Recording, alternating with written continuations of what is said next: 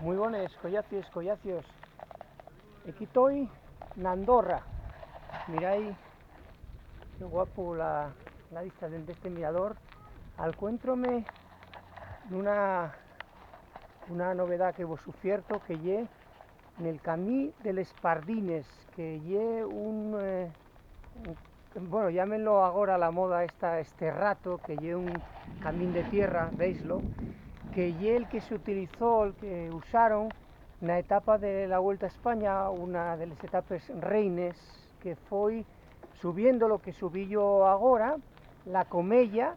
Después subieron en Golasters, que hay un llago per guapo que acabo de pasar, y entre Golasters y llago y lo que lle el Corçal des Camps, hay este camín de este rato de tierra, veislo, que lle un poco la novedad o la moda que insertó el Giro de Italia, por ese sinome italiano, este rato.